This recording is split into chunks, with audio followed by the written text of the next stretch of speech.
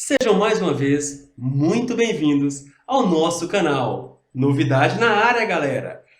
Escola Online em vocês com o projeto Enem, projeto Eu Não Erro Mais. Projeto Enem, projeto Eu Não Erro Mais, onde abordaremos aí os principais tópicos cobrados na avaliação do Enem. E aí, eu não erro mais. Nessa aula aí vamos falar sobre corrente elétrica, resistência elétrica e leis de Ohm.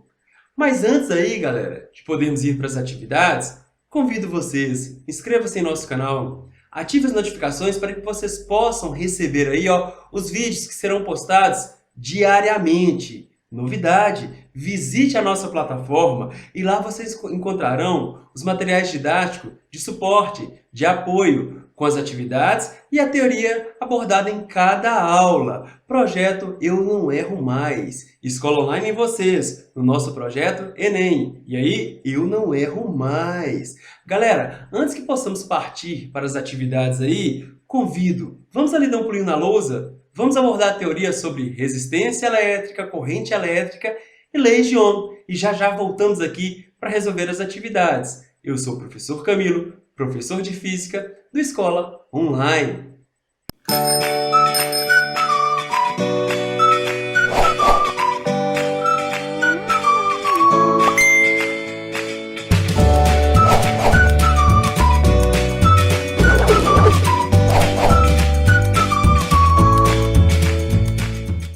Olá, galera, tudo bem? Sejam aí mais uma vez muito bem-vindos ao nosso canal. E Escola Enem em vocês começa agora o Projeto Enem. E você sabe o que significa o nosso Projeto Enem? É o nosso projeto Eu Não Erro Mais. Ou seja, Escola Online e vocês se preparam e não erram mais questões do Enem, certo? Vamos abordar aí os principais tópicos que são cobrados no Enem. Tranquilo? Começamos aí com a aula de eletrodinâmica. E aí, o que estuda a eletrodinâmica? É a parte da eletricidade que estuda os efeitos das cargas elétricas em movimento. Cargas elétricas em movimento. Ok. O primeiro conceito que nós temos aí é uma tal de corrente elétrica. O que vem a ser a corrente elétrica? Pois bem, imagine aí, gente, um condutor metálico, um fio aí, ou uma solução eletrolítica. Lá no condutor metálico, nós temos muitos, milhares de elétrons livres. Elétrons livres. Numa solução eletrolítica, nós temos lá cátions e ânions, temos íons livres. E eles estão em movimento caótico, desordenado. Em movimento caótico. Certo? Quando em equilíbrio eletrostático. Eu preciso que esses elétrons livres no condutor metálico, por exemplo, se movimente organizadamente, ordenadamente. Mas precisa, professor? Por que você precisa que ele se movimente ordenadamente? Galera, você quer usar o seu celular, você quer usar o seu computador, você precisa aí iluminar o ambiente com a lâmpada, certo? É para isso que você precisa. Por quê? Porque quem conduz, quem leva a energia elétrica para ser convertida em outra modalidade de energia é o elétron. Então, quanto maior é a quantidade de elétrons se movimentando ordenadamente, organizadamente, maior a energia que vai chegar elétrica para ser convertida em luminosa, térmica, sonora, mecânica, enfim, para o que você necessitar. Tudo bem, professor. Se eu tenho aqui, um movimento desordenado dessas partículas elementares, como que eu faço para ordená-la, para organizá-la então? Eu que pergunto para vocês. Me dá uma ideia. Pois bem, vamos pensar o seguinte. Você tem esses elétrons aqui, e imagine que aqui você coloca uma placa carregada positivamente. Princípio da atração e repulsão, O que acontece? Se esse corpo está carregado positivamente, ele vai ser capaz de atrair esses elétrons, né? São partículas portadoras de carga elétrica negativa. Então, esses elétrons que estavam desordenados vão começar a se movimentar organizadamente, ordenadamente. Mas nós podemos fazer de uma outra forma, que é bem clássica, né? Vamos apagar aqui e vamos fazer o seguinte. Pega aqui uma bateria, uma pilha. Você pega um fio metálico e liga aos polos aqui, desse condutor, as extremidades. E aí, você tem que fechar o circuito.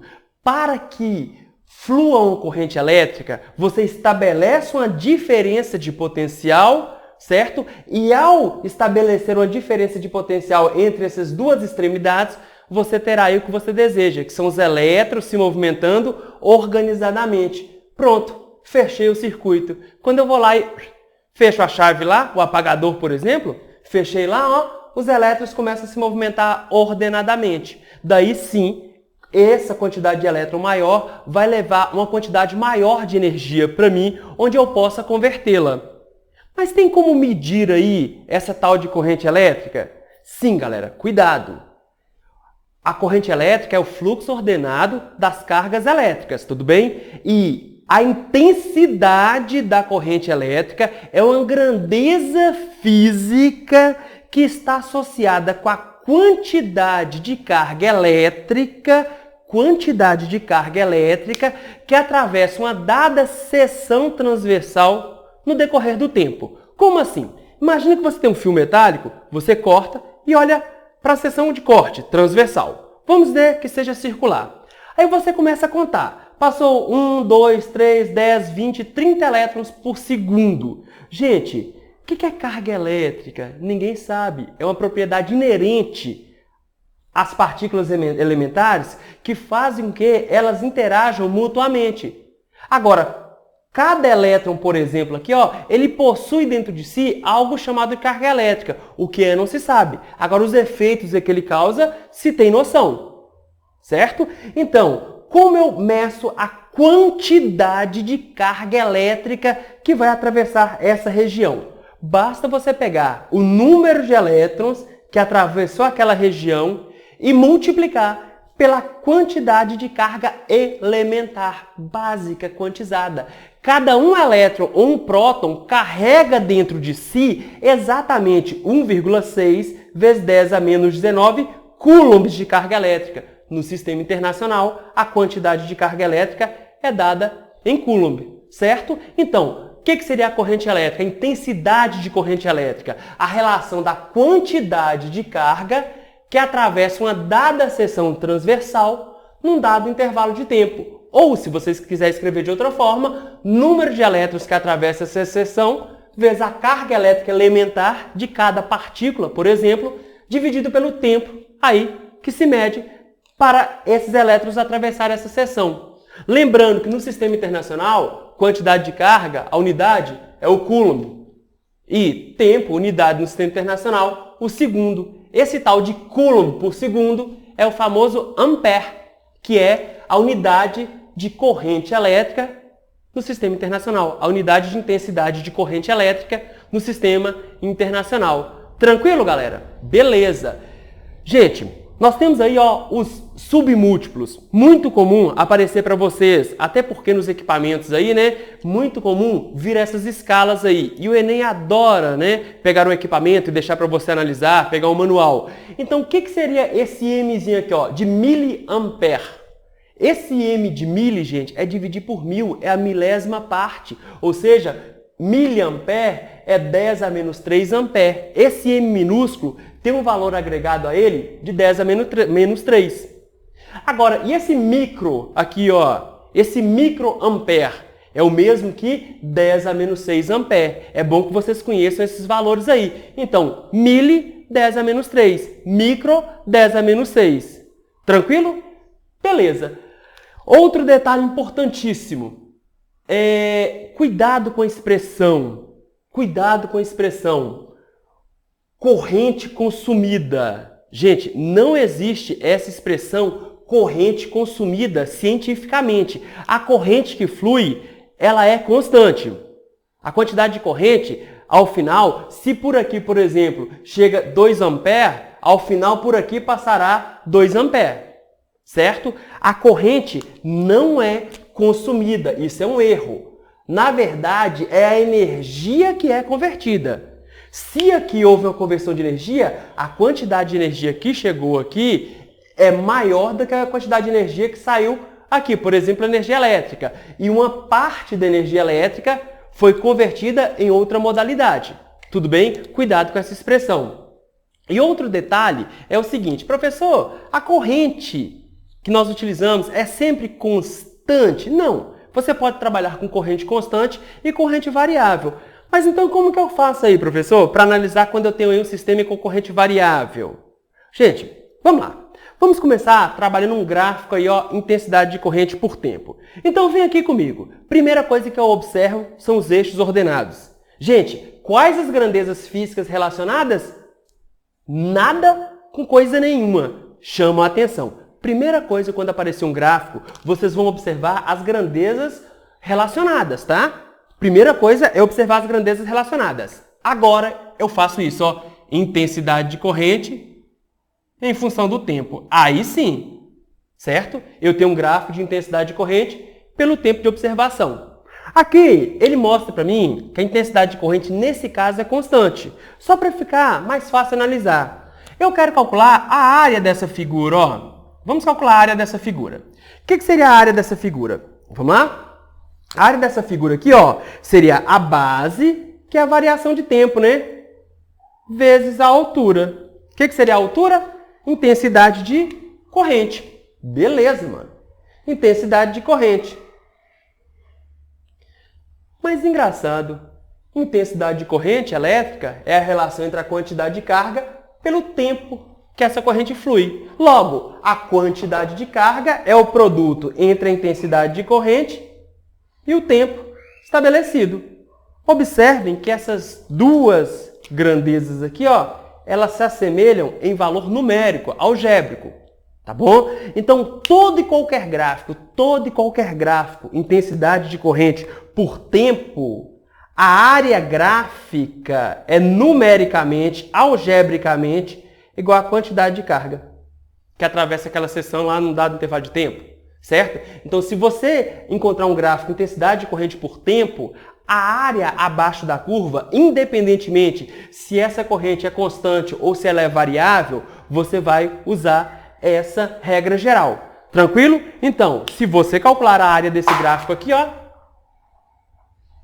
a quantidade aqui, ó, essa área gráfica é numericamente igual à quantidade de carga elétrica. Tranquilo, galera? Informação importante, hein? Vamos seguir aí. Pois bem, galera. Continuemos aí o nosso raciocínio. Nós dissemos aí que a corrente elétrica é o movimento ordenado das cargas elétricas, das partículas elementares, enfim. Só que não é um movimento tão ordenado e organizado assim não, certo? Por quê? Imagina, você tem um fio condutor. Esse fio condutor é constituído por átomos, moléculas, enfim, material aí. Aí, esse elétron, ele tem que chegar de um extremo ao outro. Por quê? Porque a energia tem que fluir, ele tem que levar essa energia. Só que ao se movimentar, o material tem em si uma propriedade chamada resistência elétrica, resistência ao movimento do elétron. Nós temos aqui os átomos, ó, e esses elétrons, eles vão se chocando ou desviando desses átomos aí. Então, por isso que eu falo que não é um movimento tão ordenado, certo? Então, esse elétron, ele encontra uma dificuldade para se locomover, certo? Então, isso é a resistência elétrica, é a oposição que o material oferece ao movimento das cargas elétricas. E isso é natural. A matéria, ela oferece em si oposição ao movimento. Entenderam o que é resistência elétrica? Nada mais é que uma propriedade natural, certo? Da matéria em oferecer, dificultar o movimento aí das cargas, dos portadores de carga. Nós podemos representar dessa forma, ó, uma resistência elétrica, certo? Aqui eu tenho um dispositivo chamado resistor. Qual é a função do resistor? Converter energia elétrica em energia térmica. O resistor apresenta uma resistência elétrica. O que eu vou fazer aqui, ó? Imagina o seguinte, eu tenho aqui, ó, eu liguei os extremos aqui, ó, desse resistor, uma bateria, novamente. Aí, eu estabeleço uma diferença de potencial. Ao estabelecer uma diferença de potencial entre os extremos aqui, ó, desse resistor que apresenta uma resistência elétrica, você percebe que a corrente começa a fluir. Ou seja, estabelece-se uma diferença de potencial, uma tensão entre esses extremos, a corrente começa a fluir. Logo, gente, a relação entre a tensão estabelecida e a corrente que flui é justamente a resistência, o valor da resistência elétrica. Volt por ampere. É o famoso aí, ó, ohm. Esse símbolo aí, ó, esse cavalinho, esse símbolo aí representa no sistema internacional a unidade de resistência elétrica, certo? Lembrando que é uma propriedade natural do material aí em opor-se ao movimento. Beleza? Então, a resistência elétrica seria a diferença de potencial dividido pela intensidade de corrente. Mas mais corriqueiramente, observe-se isso aqui, ó. Quem vê, ri. A diferença de potencial é igual à intensidade da corrente elétrica, né, multiplicado pela resistência do resistor. V é igual a R vezes I. Tranquilo. Aí, Ohm, um cientista chamado Ohm, ele estudou essas propriedades. Aí Ohm enuncia a sua primeira lei. Cuidado com a primeira lei de Ohm. O que ele fez? Ele fez o seguinte. Ele começou lá a submeter, por exemplo, esse circuito a uma certa diferença de potencial V1. Ao submeter a uma certa diferença de potencial V1, fluía uma corrente I1. Ele observou essa relação, V1 dividido por I1. Aí ele variou a diferença de potencial. Digamos que ele aumentou, passou para V2. Ele percebeu que fluía uma nova intensidade de corrente.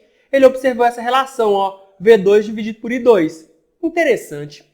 Aí ele fez o seguinte, ele variou novamente essa diferença de potencial, ele aumentou. Por exemplo, ao variar essa diferença de potencial, ele percebeu que pelo circuito fluiu uma nova corrente, I3. Quando ele fazia a relação V3 por I3, ele observava que essas relações, ó, sempre davam uma constante, um número constante. Logo, galera, se a relação da tensão estabelecida pela corrente que flui devido a essa tensão é a resistência do resistor, Ohm acabou de enunciar o seguinte, ó.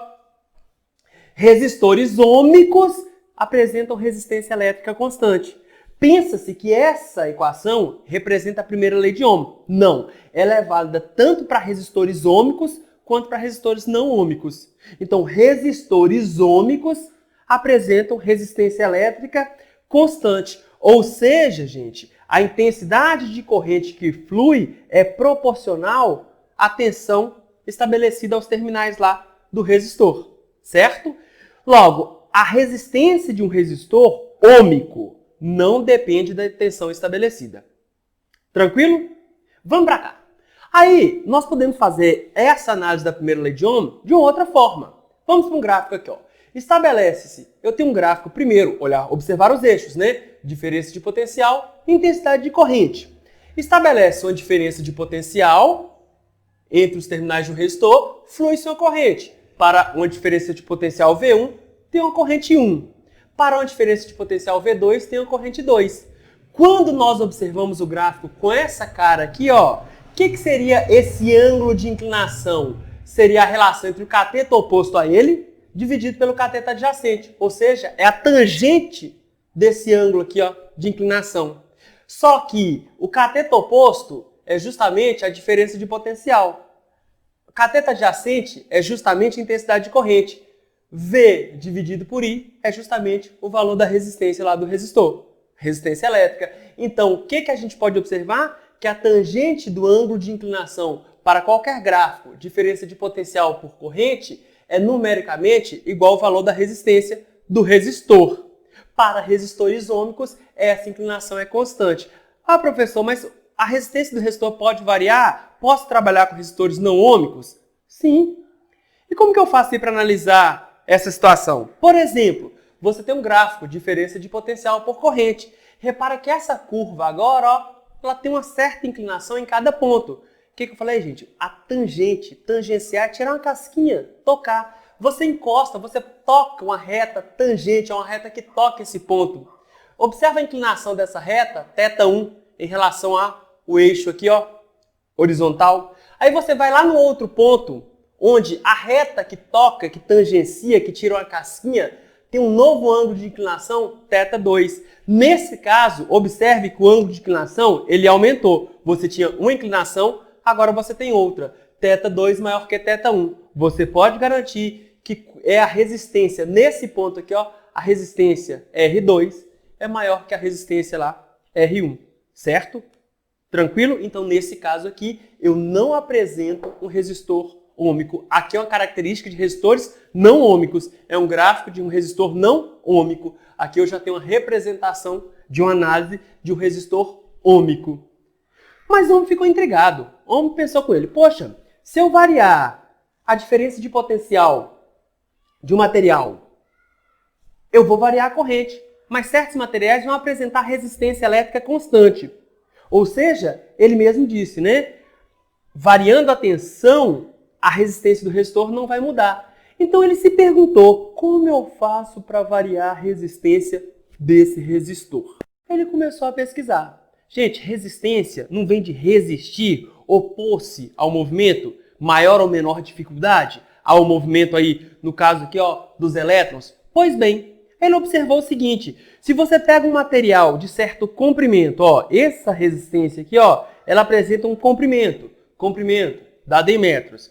Gente, se você aumenta o comprimento, tem uma região aqui, ó, de maior oposição ao movimento. Imagina você nadar por uma piscina de 25 metros.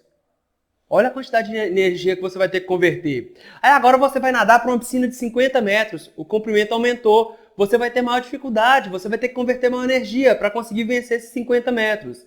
É a mesma coisa. O elétron aqui agora, ó, ele vai encontrar uma maior resistência a seu movimento devido ao maior comprimento. Então observa-se que a resistência de um resistor é diretamente proporcional ao comprimento, certo?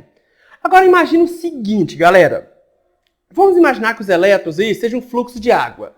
Eu tenho um cano aqui, ó, que tem uma área 1. Aí a água está fluindo. Aí, de repente, você encontra um estrangulamento, ou seja, essa área de seção transversal, ela diminui. Gente, ao diminuir essa área aqui, ó, da seção transversal, você concorda comigo que vai ser mais difícil a água fluir por aqui? Maior a dificuldade? É a mesma coisa do elétron. Imagina que o elétron está fluindo aqui, ó, por uma certa área. De repente, a área de passagem diminui. Logo, galera, Ohm percebe o seguinte. Se você variar a área aí da seção transversal, você vai variar a resistência do resistor de forma inversa. A resistência do resistor, ela é inversamente proporcional à área da seção transversal aí desse resistor. E outra coisa, a resistência elétrica de um resistor depende do tipo de material que você está trabalhando. Essa é uma característica de cada material e é representada pela sua resistividade. Cada material apresenta um valor de resistividade. Por esse valor, eu sei com qual material eu estou trabalhando. Por exemplo, a prata tem o seu valor de resistividade. O cobre tem outro valor de resistividade. Aço, níquel, cromo tem um outro valor. Então, cada material apresenta um valor de resistividade. Então, materiais diferentes apresentam resistividades diferentes. Isso caracteriza o material. Logo, quanto maior essa resistividade, maior o ato de resistir. Então, maior a resistência do resistor. O que seria essa resistividade no sistema internacional? Ela é dada pela seguinte unidade, ó, Ohm por metro. A cada metro, você encontra pela frente, o elétron encontra pela frente, uma resistência, certo? É o tipo de material que te dá o valor da resistividade. Não depende das propriedades geométricas, não. Isso é uma característica do material. Beleza, galera? Tranquilo. Galera, cai bastante em prova, viu? Resistência elétrica e leis de Ohm. Foquem nisso.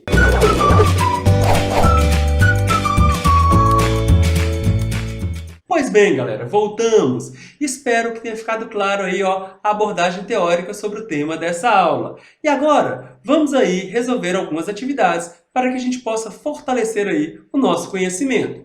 Questão 1 aí, do Enem 2014. Recentemente foram obtidos os fios de cobre mais finos possíveis, contendo apenas um átomo de espessura, que podem futuramente ser utilizados em microprocessadores, o chamado nanofio, representado na figura, esta figura aqui. Pode ser aproximado por um pequeno cilindro de comprimento 0,5 nanômetros. Ele mediu o comprimento e frisou para vocês que 1 nanômetro equivale a 10 a menos 9 metros. A seção reta de um átomo de cobre é de 0,05 nanômetros ao quadrado, né? E a resistividade do cobre é de 17 ohms para cada nanômetro. O engenheiro precisa estimar-se se seria possível, né, introduzir esses nanofios nos microprocessadores atuais. Um nanofio utilizando as aproximações propostas possui uma resistência elétrica de quanto? Resistência elétrica. Lembra aí, galera? Ó, lei de Ohm, segunda lei de Ohm, de que depende a resistência de um resistor? De quais parâmetros? Observamos lá que depende do seu comprimento, né? Da sua área de seção reta, seção transversal e do próprio material, representado por sua resistividade, que é uma característica do próprio material. Logo, galera, ele nos deu todos esses dados aí, essas dimensões aí, ó. Ele nos diz que o comprimento aí, ó, equivale a 0,05 nanômetros, a área dessa seção 0,05 nanômetros ao quadrado e a resistividade desse material do cobre, né, 17 ohms para cada nanômetro. Tranquilo. Galera, agora é só jogar na equação e calcular o valor da resistência elétrica. Cuidado, eu coloquei aqui as unidades para vocês perceberem aqui o que vai acontecer no final. Ó, a resistividade do material foi dada, 17 ohms por nanômetro. O comprimento aí, né, foi também oferecido, 0,5 nanômetros. E a área da seção reta, 0,05 nanômetros quadrados. Pois bem, reparem que eu coloquei aqui, ó, essas unidades aqui, ó. Nanômetro vezes nanômetro daria nanômetro ao quadrado. Se você dividir por nanômetro ao quadrado aqui no denominador, você consegue cortar essas unidades, restando apenas esse símbolo aqui, né, que seria o ohm, unidade de resistência elétrica, o que significa que estamos no caminho correto, né? Afinal, queremos encontrar o quê? A resistência elétrica. Vamos multiplicar agora. 17, que multiplica 0,5, dividido pela área, que seria 0,05. Gente, trabalhar com potência de 10. 17, que multiplica 5 vezes 10 a menos 1. 0,5 aqui, ó, dividido por 5 vezes 10 a menos 2, que representa 0,05. Aí, ó, eu posso cancelar esse 5 do numerador com esse 5 do denominador. Me resta 17, que multiplica a divisão aqui, ó, de potências de mesma base. 10 levantado a menos 1, dividido por 10 levantado a menos 2. O que eu faço, galera? Conservo a base e subtrai os expoentes. Logo, fica 10 levantado a menos 1, menos, cuidado, menos 2. Menos 1 mais 2 vai me restar esse 1 aqui, ó, que vai acompanhar esse 10 aqui. Então, 17 que multiplica 10, logo a resistência elétrica apresentada aí, ó, por esses nanofios será de 170 ohms. Letra E. Tranquilo, galera? Vamos aí para a segunda questão? Enem, questão 2 aí, ó, de 2010, galera. A resistência elétrica e as dimensões do condutor. A relação da resistência elétrica com as dimensões do condutor foi estudada por um grupo de cientistas por meio de vários experimentos de eletricidade. Eles verificaram que existe proporcionalidade entre a resistência e o comprimento, dada a mesma seção transversal A. Resistência R e a área da seção transversal, dado o mesmo comprimento L. Comprimento e área de seção transversal A, dada a mesma resistência elétrica. Considerando os resistores como os fios, pode-se exemplificar o estudo das grandezas que influem na resistência elétrica utilizando as figuras seguintes. São essas figuras aqui, ó. Você tem um fio aqui, né, condutor, ele te dá o comprimento, te dá o valor de resistência R, né, e uma área A. Aí, vamos lá que ele pede. As figuras mostram que as proporcionalidades existem entre resistência e comprimento. Primeiro caso, ó, resistência e comprimento, ele diz que existe uma proporcionalidade aqui. Comprimento e resistência, entre resistência e comprimento, resistência e área. Aqui, ó, entre resistência e área, segundo caso. E entre comprimento e área da seção transversal A, que seria esse terceiro caso. Quais são essas respectivas proporcionalidades? Bom, vamos lá. Vamos utilizar a figura aqui para observar. Primeiro caso que ele nos deu. Ele falou o seguinte, ó, existe proporcionalidade entre resistência elétrica R e comprimento, desde que a área seja mantida constante. Observe esse caso aqui, ó. Fios de mesmo material. Se são mesmo material, apresenta a mesma resistividade. É uma propriedade do material. Logo, galera, a área se mantém constante. Observem aqui, ó, a área A nesse primeiro fio e a área A no segundo fio. Mas observe agora, ó, que eu estou comparando em vermelho resistência do resistor com o seu comprimento. Eu tinha um comprimento L. No novo resistor aqui, ó, eu tenho um comprimento 2 vezes maior, 2L. Para o primeiro caso, eu tinha uma resistência R. Quando eu dobrei o comprimento, eu dobrei a resistência do resistor, que foi para 2R. Então, um fio de comprimento 2L apresentará uma resistência 2R. Logo, essa relação é diretamente proporcional. Existe uma proporcionalidade direta no primeiro caso. Vamos abordar o segundo caso. Resistência R e área da seção transversal A. Qual é a proporcionalidade dado o mesmo comprimento? Agora, galera, nós vamos comparar a resistência com a área, desde que mantenhamos aí, ó, o mesmo comprimento do fio. Também vamos manter aí, ó, a mesma resistividade, porque estamos tratando do mesmo material. Logo, observe que eu tenho uma área A e uma resistência R. Se a área dobrar, foi para 2A, repara agora que a resistência diminuiu da metade.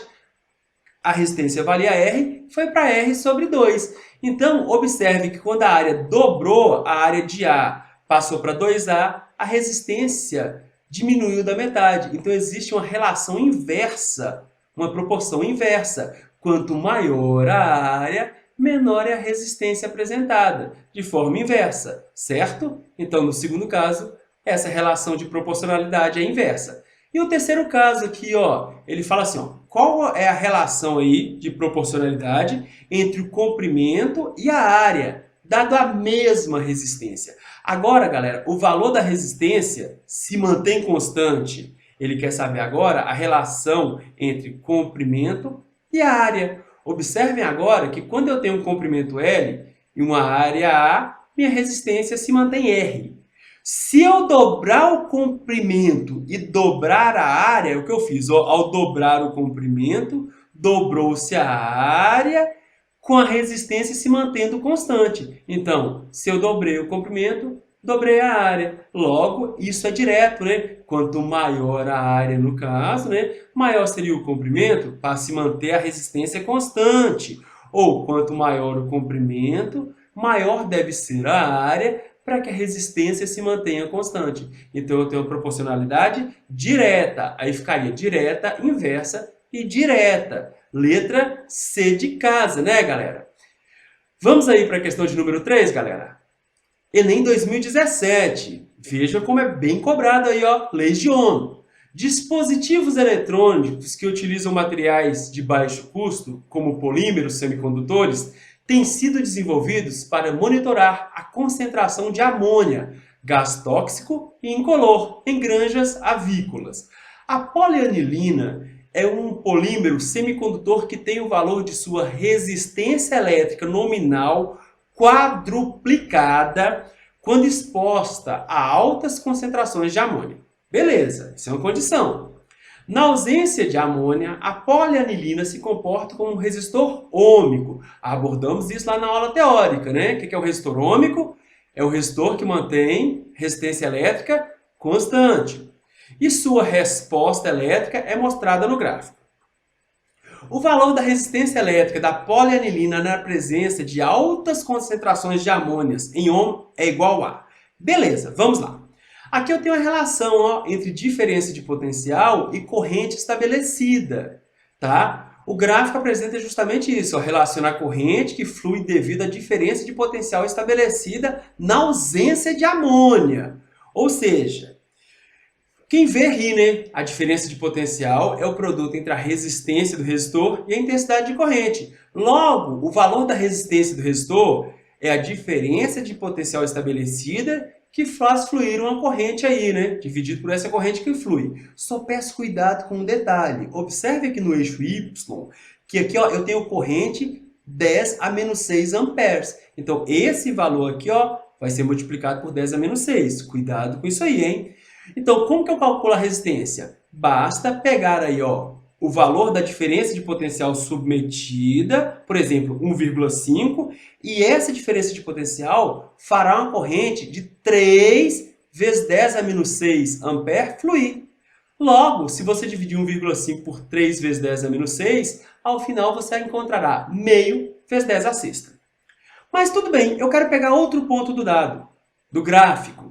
Quando eu tenho uma diferença de potencial de 2 volts, flui uma corrente de 4 vezes 10 a menos 6 ampere. Se eu dividir essa diferença de potencial 2 volts pela corrente estabelecida, aí, ó, que flui, também dará 2 dividido por 4 vezes 10 a menos 6 é igual a meio vezes 10 a sexta. Opa, valores iguais, eu variei o potencial, a corrente variou proporcionalmente. Vamos para uma terceira possibilidade. Se eu estabeleço aí, ó, um valor de diferença de potencial de 3 volts, eu observo que uma corrente de 6 vezes 10 a menos 6 ampere flui pelo sistema. Se eu pego essa diferença de potencial e divido pela corrente, eu terei a resistência elétrica, né? Então, 3 dividido por 6 vezes 10 a menos 6, também esse valor dá meio vezes 10 a sexta. Gente, a resistência elétrica se manteve constante. Nós temos aqui ó, um gráfico que te dá a noção de um resistor ôhmico.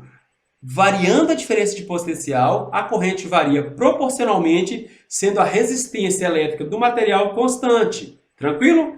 Só que ele não me pediu, gente, o valor da resistência do resistor aí, ó, quando ôhmico, ou seja, nesse caso ele fala que na ausência de amônia, né? Ele me pediu na presença da alta concentração da amônia. E lá atrás nós dissemos que essa resistência elétrica, ela é quadruplicada, ela é 4 vezes maior quando eu tenho alta concentração de amônia. Logo, a resistência na presença de concentração de amônia é igual a 4 vezes a resistência quando não se tem amônia, né? Então, 4 que multiplica meio vezes 10 a sexta dará 2 vezes 10 a sexta ohms. Resposta, letra E. Tranquilo, galera? Beleza, galera. Vamos aí para uma outra questão. Questão 4. Enem 2010. A resistência elétrica de um fio é determinada pelas dimensões e pelas propriedades estruturais do material.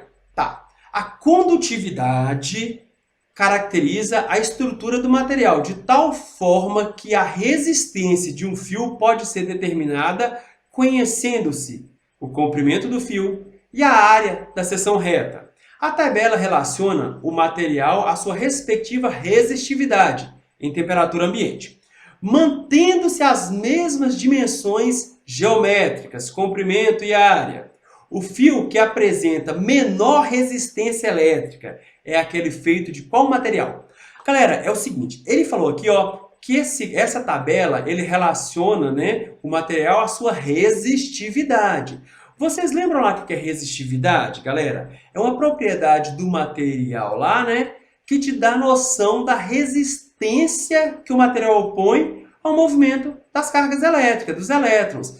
E observamos que quanto maior a resistividade, pela segunda lei de Ohm, maior é essa resistência. Se maior a resistência, mais difícil o elétron se movimentar. Então, menor é a condutividade. Condutividade é uma propriedade física inversa da resistividade. Ou seja, condutividade é o inverso da resistividade. Quanto menor a condutividade, maior seria a resistividade. Eu posso escrever desse jeito, ó. A resistividade é igual a 1 sobre condutividade. Aplicando na lei de Ohm, no lugar de resistividade, eu coloco 1 sobre condutividade, que mantém, que multiplica, né, essas propriedades geométricas aqui que são constantes, segundo o enunciado. Logo, eu quero que vocês observem, ó, galera, ó, quanto maior a condutividade, deixa-se conduzir mais. Se conduz mais, resiste menos. menor é a resistência. Então, o material que terá menor resistência é aquele que deixa conduzir mais, é aquele que apresenta maior condutividade. Observando a tabela, vocês perceberão que a maior condutividade aqui é do material prata. Quanto maior a condutividade de um material, menor será a sua resistência elétrica. Pela tabela, a prata é o material com a maior condutividade. Logo, produzirá o fio de menor resistência. Logo, letra E. Aí. Galera, pois bem, chegamos ao final de mais uma aula aí do nosso projeto Enem. Eu não erro mais. Se essa aula foi útil para vocês, por favor, deixe aquela curtida que muito nos ajuda. Continue nos seguindo, galera. Visite a nossa plataforma e logo logo estaremos aí de volta com a nova aula do nosso projeto Enem. Eu não erro mais. Professor Camilo, professor de Física da Escola Online. Até logo, galera!